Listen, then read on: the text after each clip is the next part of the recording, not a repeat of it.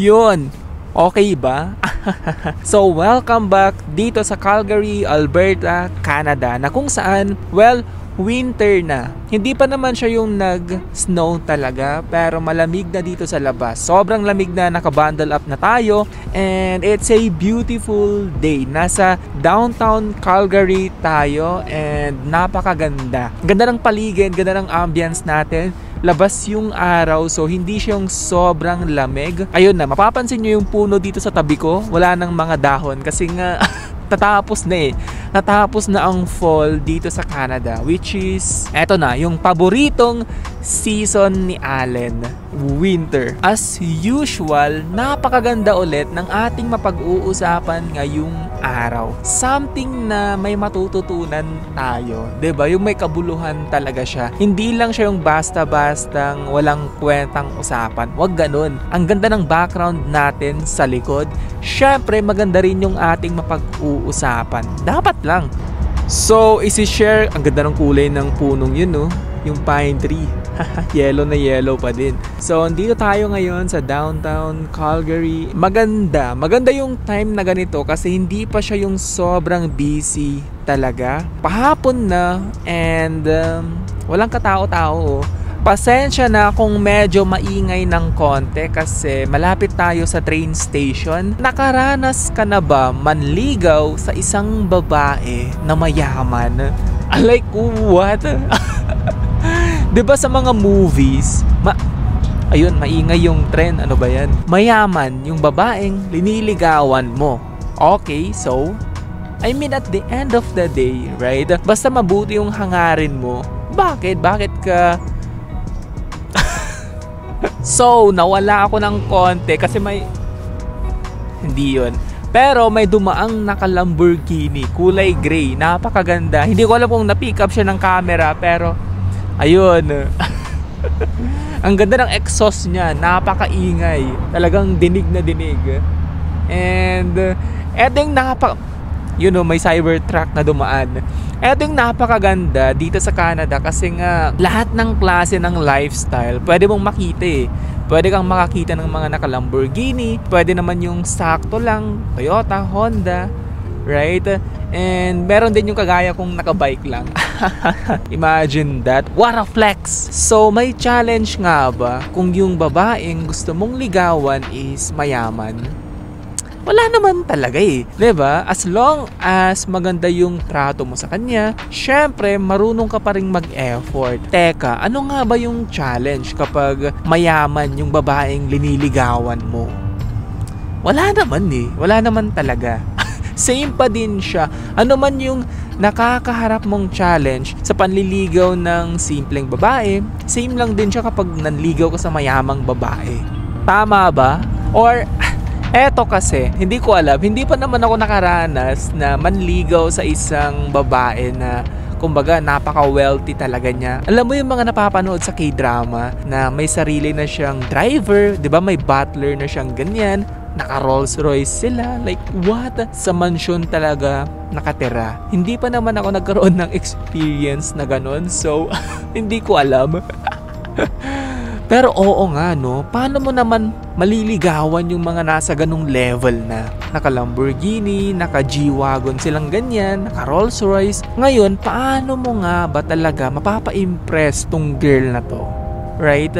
Yun yung challenge. Well, I think depende pa rin talaga yan eh. Depende pa rin yan sa girl, right? Let's say, kahit na mayaman siya, kung yung gusto lang naman talaga niya is yung matrato siya ng tama. Wala ka mang Rolls Royce, hindi man mansion yung bahay mo, basta kaya mo siyang itrato ng tama, afford mong makasurvive, 'di ba? May pambayad ka ng bills mo. I think minsan sobrang yun bang na-impose sa atin katulad ng K-drama, mga telenovela, na kapag mayaman yung girl, mayaman lang din yung pwedeng manligaw sa kanya. Which is true, I guess. Sa dinami-dami ng babae sa mundong to na mayaman, imposibleng ganun lahat sila. Na-trip lang nila yung mayaman din. Right? Hindi naman maganda na manliligaw ka sa napakayamang babaeng to, tapos yung pangkain mo next day, hindi mo ma-afford. Hindi rin po pwede yun, men. 'Di ba?